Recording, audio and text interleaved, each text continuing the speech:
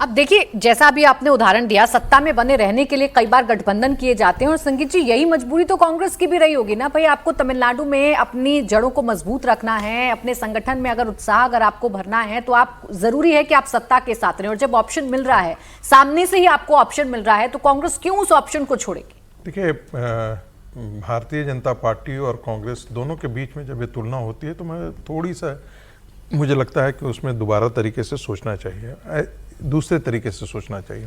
Bharatiya Janata party एक जिसे कहते हैं ना चढ़ान पर थी और वो धीरे धीरे सफलता प्राप्त कर रही थी, एक के बाद दूसरा राज, दूसरा तीसरा राज। कांग्रेस पार्टी ढलान पर है। ढलान पर नीचे उतरने के बाद चढ़ना थोड़ा सा ज़्यादा मुश्किल मुझे लगता है, क्योंकि आप ढलान पर आए ही इसी कारण से क्योंकि क्षेत्रीय पार्टियां ने आपका इरोजन किया। जहां जहां भी भारतीय जनता पार्टी से वो डायरेक्ट लड़ रही है, वहां पर आप देखेंगे कि भारतीय जनता पार्टी के साथ वो अच्छा करती है। एक बार मध्य प्रदेश में चुनाव जीतती है तो मध्य प्रदेश में हालांकि मुश्किल है, गुजरात भी मुश्किल हो गया उसके लिए, छत्तीसगढ़ मुश्किल था, लेकिन वहां भी भारतीय जनता पार्टी को कांग्रेस पार्टी ने हराया। लेकिन राजस्थान में आप देखिए, राजस्थान में एक बार भारतीय जनता पार्टी आती है तो दूसरी बार कांग्रेस आ जाती है। तो जहां हिमाचल की बात होती है तो हिमाचल में भी वो परिवर्तन करती है, उत्तराखंड होती है तो उत्तराखंड में भी हालांकि कंटिन्यू कर गया है, लेकिन ऐसा ही पैटर्न था। एक बार भारतीय जनता पार्टी है, जहां भारतीय जनता पार्टी से सीधा उसका टक्कर होता है वहां तो कांग्रेस के परफॉर्मेंस के चांसेस बढ़ जाते हैं, अच्छे हो जाते हैं।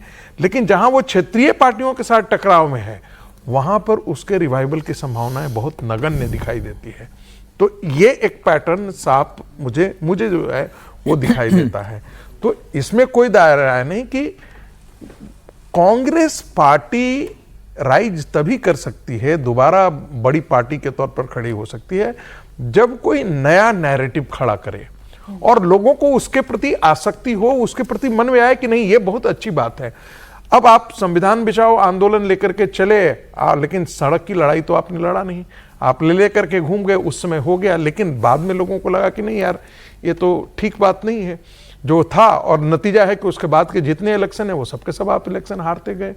तो वो जो आपने नैरेटिव चलाने के लिए भारतीय जनता पार्टी राजनीति में नया प्रयोग करती है और उसके कार्डर्स लोग जज्बे के साथ लड़ रहे होते हैं। कांग्रेस कहीं लड़ नहीं रही होती है, डिफॉल्ट से वो सत्ता में आ जाती है। मैं बार बार फिर इसको जिक्र कर रहा हूं, भारतीय जनता पार्टी गलती करती है। पहले कहा जाता था कांग्रेस गलती करती है तब भारतीय जनता पार्टी आती है, लेकिन भारतीय जनता पार्टी के पास एक सोशल बेस होता था, कार्डर का एक बेस होता था, राष्ट्रीय स्वयंसेवक संघ के ऐसे डेडिकेटेड लोग होते थे जो जिनको अपने पैसे और खर्चे पर जा करके आपकी सभाओं के हिस्सा बनते थे, आपके लिए काम करते थे, आपके लिए बूथ पर जाते थे, आपके लिए कैंपेन करते थे। क्या कांग्रेस पार्टी के पास ऐसा कोई कार्डर बचा है क्या? मुझे तो नहीं लगता है। न बंगाल में बचा है, न बिहार में, चाहे पूरा आप उड़ीसा से गिन लीजिए, न उत्तर आप आते जाइए, क्या कहीं पर भी बचा हो उसका कार्डर?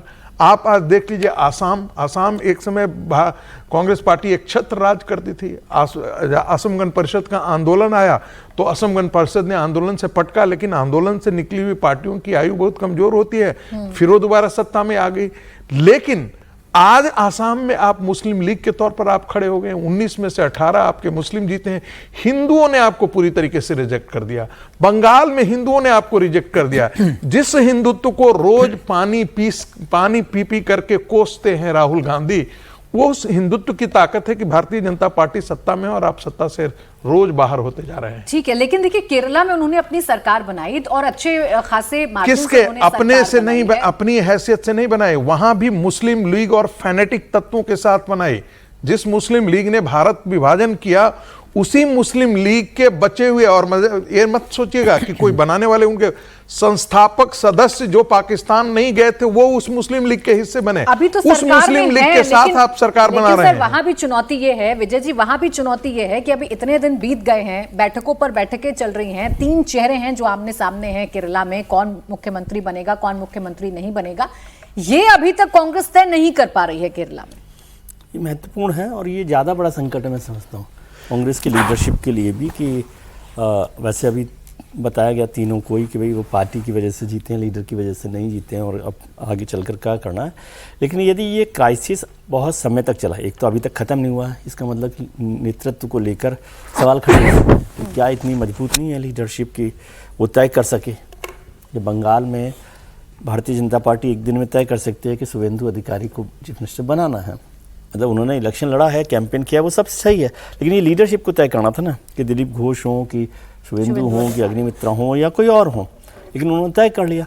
अब इतनी बड़ी जीत और अकेला राज्य ऐसा है जहाँ पर वो सरकार बनाकर अच्छे से कामयाबी हासिल कर सकते हैं, 10 साल बाद हो सकती है, उसमें लीडरशिप कर रही है। और मुझे लगता है ये जिस तरह से फैसला हो रहा है, जो भी फैसला हो जाएगा 1-2 दिन में फैसला, लेकिन ये फैसला कांग्रेस को कहीं राजस्थान और मध्य प्रदेश की तरफ तो नहीं ले जा रहा कि फिर वहाँ पर दो चीफ मिनिस्टर नहीं बनेंगे, वो रोजाना चक्कर लगा रहे हैं, एक प्रियंका जी के, एक राहुल जी के, एक खरगे साहब के पास, और वो सरकार खिंचते खिंचते किसी तरह से चलती रहे। तो ऐसे मामलों पर ज़्यादा फैसला, जल्दी फैसला और मजबूत फैसले करने की ज़रूरत होती है। लेकिन अब कांग्रेस लीडरशिप में शायद इस पर कोई बात हुई है कि नहीं हुई है, लेकिन ऐसा कहना कि कांग्रेस के पास कुछ नहीं है